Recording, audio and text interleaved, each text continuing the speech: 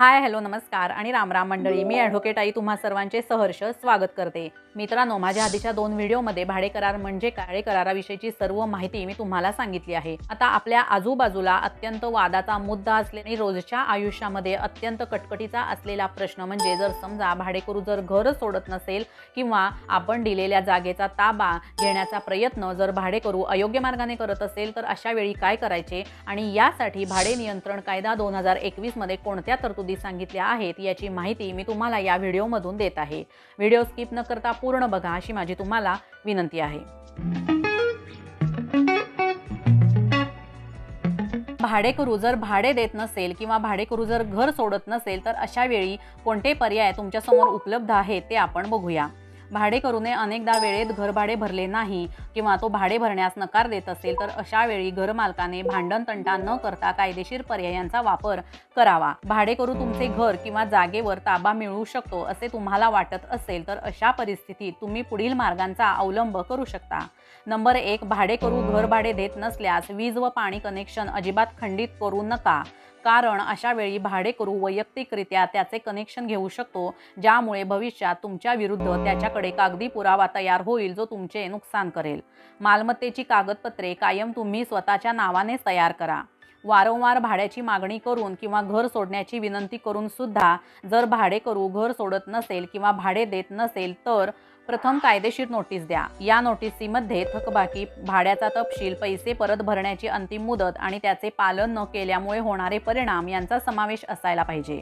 Number 2, कोर्टात केस दाखल करा। कायदेशीर नोटीस देऊनही भाडेकरूने भाडे दिले नाही तर तुम्ही सुरुवातीला सेशन कोर्टात केस दाखल करू शकता। जर तुम्ही भाडे मिळण्यास पात्र असाल आणि तुम्ही कराराच्या सर्व अटी पूर्ण केल्या असतील तर न्यायालय तुमच्या बाजूने नक्कीच निर्णय देईल। बेदखल निष्कासनाची कारवाई। भाडेकरू सातत्याने भाडे देण्यास नकार देत असेल तर तुम्ही निष्कासनाची कारवाई देखील करू शकता। भारतातील बेदखल कायदे वेगवेगळ्या राज्यात वेगवेगळे आहेत, त्यामुळे भाडेकरूला बेदखल करण्याचा खटला करण्यापूर्वी तुम्ही योग्य वकिलांचा सल्ला जरूर घ्या। तर भाडेकरूने जर जागेचा ताबा घेतला असेल तर अशा वेळी तुम्ही काय केले पाहिजे? जेव्हा घरमालक आपली मालमत्ता एखाद्या व्यक्तीला भाड्याने देतो तेव्हा त्याला भीती असते की काही वर्षे या जागेत राहिल्यानंतर भाडेकरू त्या घरावर ताबा तर मिळवणार नाही ना। जर एखादा भाडेकरू एखाद्या जागेत 12 वर्षांपेक्षा जास्त वर्षे राहिला तर तो त्या जागेवर आपला हक्क सांगू शकतो असे म्हटले जाते। पण खरंच असा कोणता नियम आहे का की हे विधान चुकीचे आहे? याबद्दलची खरी परिस्थिती आणि कायदा काय सांगतो हे आता आपण बघूया। कायद्यानुसार भाडेकरू मालकाच्या जागेवर हक्क सांगू शकत नाही किंवा त्याचा मालकाच्या जागेवर कोणताही अधिकार नसतो। हे वेगवेगळ्या परिस्थितींवर देखील अवलंबून आहे बरं का। अनेक परिस्थितींमध्ये भाडेकरू त्या मालमत्तेवर आपला हक्क सांगू शकतो, जसे की तुम्ही योग्य लिखित मार्गाने नोंदणीकृत भाडे करार जर केला नसेल तर अशा परिस्थितीत भाडेकरू स्वतःचा हक्क नक्की सांगू शकतो। मालमत्ता हस्तांतरण कायद्यानुसार प्रतिकूल कब्जा असेल तर मालमत्ता ज्याच्या ताब्यात आहे त्याला ती विकण्याचा देखील अधिकार आहे। आता हा प्रतिकूल कब्जा म्हणजे काय ते आपण बघूया। समजा घरमालकाने आपली जागा एखाद्या व्यक्तीला भाड्याने राहण्यास दिली आणि ती व्यक्ती त्या जागेत 11 वर्षांपेक्षा अधिक काळ राहत असेल तर ती व्यक्ती त्या जागेवर आपला हक्क सांगते, यालाच प्रतिकूल कब्जा असे म्हटले जाते। असा प्रतिकूल कब्जा तयार होऊन भाडेकरूने एखाद्या जागेवर ताबा सांगू नये किंवा हक्क सांगू नये म्हणून तुम्ही काय केले पाहिजे तर तुम्ही पुढील पर्यायांचा अवलंब केला पाहिजे। नंबर 1, तुम्ही नोंदणीकृत भाडे करार केलाच पाहिजे आणि वेळोवेळी तो सुधारणा करून रिन्यू केला पाहिजे। त्या जागेची विजेची बिले किंवा इतर कागदपत्रे ही तुम्ही स्वतःच्याच नावावर ठेवली पाहिजेत। एवढी काळजी जर तुम्ही घेतली तर कोणत्याही परिस्थितीत भाडेकरू तुमच्या मालमत्तेवर हक्क सांगू शकणार नाही।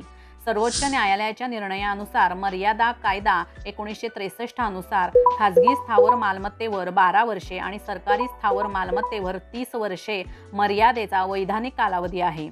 हा कालावधी ताब्यात घेण्याच्या दिवसापासून सुरू होतो। त्यामुळे तुम्ही लक्षात घ्या की एखाद्या व्यक्तीने जर स्थावर मालमत्तेवर 12 वर्षांपेक्षा अधिक काळ कब्जा केला असेल तर कायदा त्या व्यक्तीकडे नक्की झुकू शकतो। मित्रांनो, भाडे कराराविषयीची सर्व माहिती आणि त्याचबरोबर भाडेकरू जर तुम्हाला भाडे देत नसेल किंवा घराचा ताबा सोडत नसेल किंवा घराचा ताबा जर त्यानं घेतला असेल किंवा प्रतिकूल कब्जा घेतला असेल तर अशा परिस्थितीत आपण काय केले पाहिजे याची माहिती मी तुम्हाला सांगितली आहे।